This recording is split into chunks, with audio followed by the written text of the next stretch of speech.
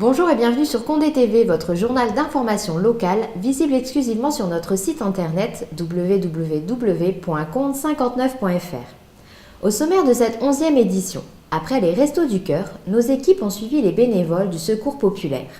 Solidarité et générosité sont les maîtres mots pour caractériser cette association. Nous irons ensuite du côté du dojo de Condé, où ont eu lieu du 8 au 15 février dernier les jeux d'opposition entre les élèves de CP et CE1 des écoles de la circonscription. Le parc naturel régional Scarpesco réalisera les 26 et 27 mars prochains un inventaire des différentes mares. Nous écouterons ensemble une description de cette action destinée à améliorer les connaissances environnementales de notre territoire. Puis, nous terminerons ce journal par la présentation de deux associations sportives condéennes, le Karaté Club Condéen et Condé Escalade.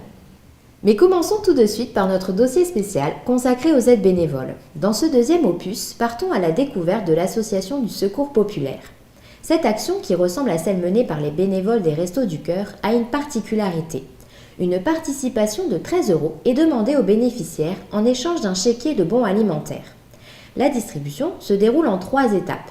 Le premier jeudi de chaque mois est consacré aux inscriptions, le second à la vente des chéquiers et le troisième à la distribution des denrées provenant de dons de la ville et de l'Union européenne.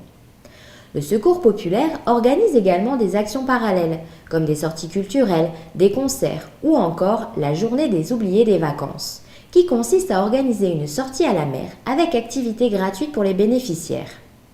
Pour plus de renseignements, vous pouvez vous rendre au local du Secours populaire, à l'ancienne manutention, près de la gendarmerie, pendant les heures d'ouverture, ou encore au centre communal d'action sociale, au rez-de-chaussée de l'hôtel de ville.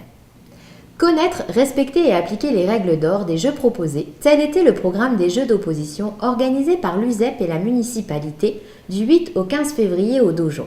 Ces rencontres entre les élèves de CP et de CE1 des écoles de la circonscription ont pour but de finaliser le travail réalisé dans le cadre d'une unité d'apprentissage menée par les enseignants.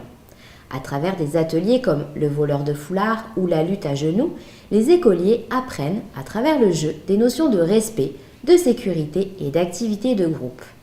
Dans une ambiance des plus chaleureuses autour d'un goûter final, les écoliers se voient remettre un diplôme sportif.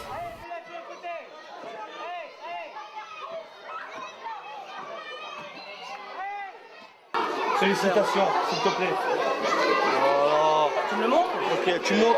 Voilà, regarde. Merci. Merci. S'il te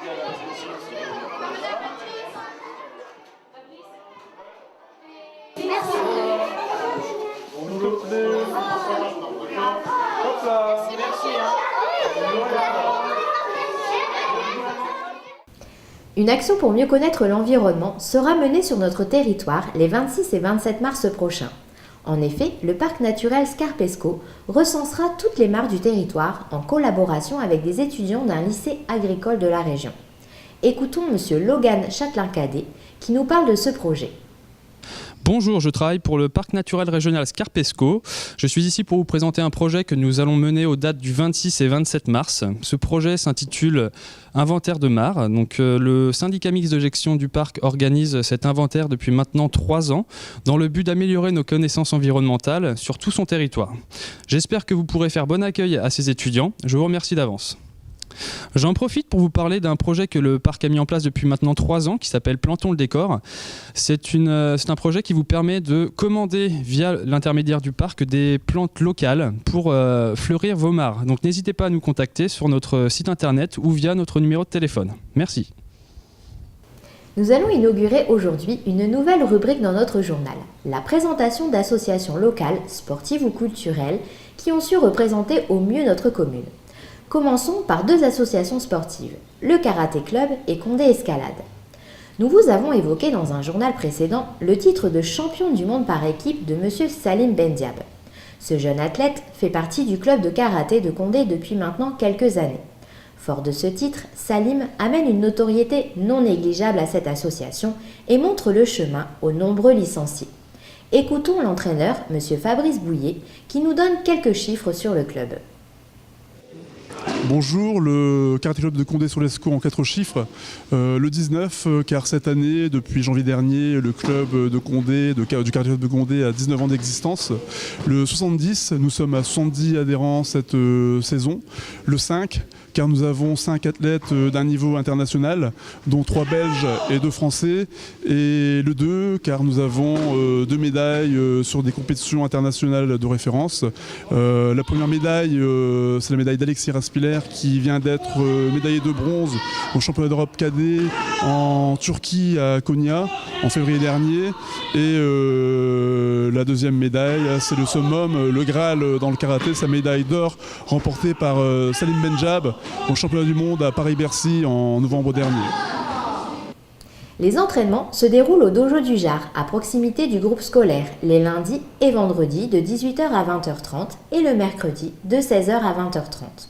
Pour tout renseignement, vous pouvez vous rendre à la salle au jour et heure d'ouverture ou contacter M. Bouillet au 06 62 08 45 20. Le numéro s'affiche en bas de votre écran. Passons maintenant à une autre association, Condé Escalade. Ce club s'est également illustré en 2012 par l'obtention de la médaille de bronze de M. Olivier Équin au championnat de France. Le président de cette association a eu la gentillesse de nous accorder une interview. Vous êtes au club de Condé Escalade, un club qui a été créé en 1996 par M. Dominique Équin. Je suis président depuis 2 ans, j'ai repris donc la présidence. Nous avons aujourd'hui 31 licenciés. On accepte tout âge. Notre plus jeune grimpeur a 5 ans, que vous voyez sur le mur.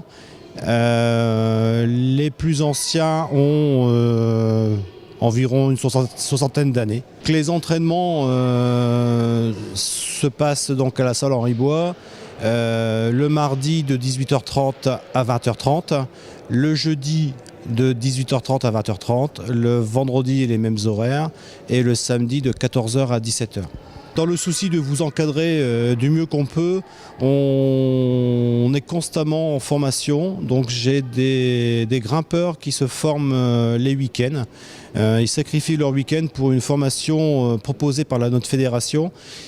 Ce sont des diplômes reconnus et qui nous permet aujourd'hui de gérer le matériel qu'on va utiliser, d'encadrer vos enfants ou des adultes et de la même manière être dans toute notre sécurité quand on sort en milieu naturel. Voilà. Enfin, terminons ce journal par l'organisation à l'espace Irène Wallet d'un concours intergénérationnel. L'objectif de ce concours est de proposer aux amateurs de toute génération de faire partager leur passion de la pâtisserie et du dessert. Ainsi, des binômes composés d'un adulte et d'un enfant ont proposé, lors d'un casting de sélection, leur dessert favori. Le casting est aujourd'hui terminé et la phase des épreuves éliminatoires a débuté. Une nouvelle émission verra prochainement le jour pour vous présenter ce grand concours. Un rendez-vous à ne pas manquer sur votre web TV. Voilà qui clôture notre journal. Merci de votre attention et à très bientôt.